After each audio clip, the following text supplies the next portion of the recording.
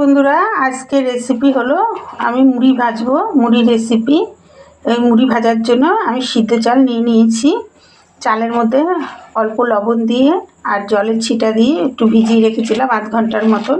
দেখুন চালগুলি আমার পুরো ড্রাই হয়ে গেছে, জল থাকলে হবে না চালে, এরকম শুকনো শুকনো রাখতে হবে। আমি আজকে তেলে মুড়ি ভেজে দেখাবো। কড়াই গরম হয়ে গেছে, কড়াইতে আমি এবার তেল দিয়ে দেবো। রিফাইন তেলে এটা আমি করব।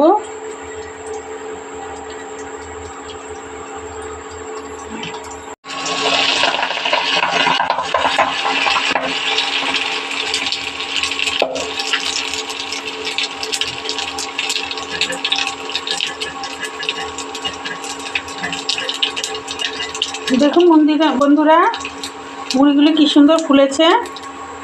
এরকমভাবে ভেজে নিতে হবে। আমি ছাঁকনিতে কিছুটা ভেজে দেখালাম, এবার আমি এমনি কড়াইয়ের মধ্যে দিয়ে ভেজে দেখাচ্ছি। আপনাদের যেরকম ভালো লাগে সেরকমভাবেই ভাজতে পারেন। আমি দু রকমভাবে ভেজে দেখালাম।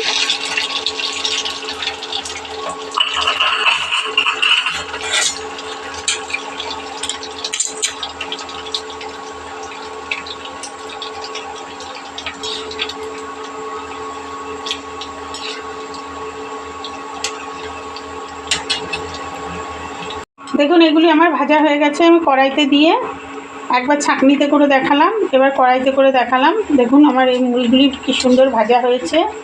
আমি এগুলো একটু বেশি ভেজেছি, যার যেরকম ইচ্ছা। এটা একটু লাল করে ভাজলাম, ওটা যেরকম একটু সাদা সাদা ভাব হয়েছে, এটা একটু লাল করে ভেজে নিলাম। বড় ছাঁকনি হলে খুব ভালো হয়। আমার তো বড় ছাঁকনি নেই, ছাঁকনিটা আমার ছোট হয়ে গেছে। বড় ছাঁকনি দিলে অনেকটা করে একবারে ভাজা যায়।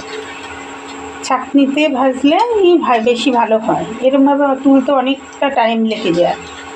আমি এবার বাদবাকি যে চালগুলি আছে আমি ছাঁকনি দিয়েই ভেজে নেব, ছাঁকনিতেই। দেখুন বন্ধুরা, এবার আমি আবার ছাঁকনিতে ভেজে নিচ্ছি। ছাঁকনিতে ভাজলে কি হয়, তুলতে অতটা অসুবিধা হয় না। অল্প অল্প করে, বড় ছাঁকনি হলে বেশি ভালো হয়। এই ছাঁকনিটা ছোটো, এই জন্য অল্প করেই ভেজে নিচ্ছি।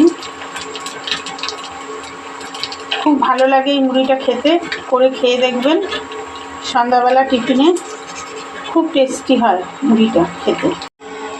দেখুন আমার মুড়িগুলি ভাজা হয়ে গেছে, খুব সুন্দর ফুলে ফুলে গেছে। এবার আমি এটা একটা টিস্যু পেপার প্লেটের উপরে দিয়ে রেখেছি, তার উপরে আমি দিয়ে দিলাম। তাহলে যে তেলটা থাকবে সেটাও টিস্যু পেপারে টেনে নেবে।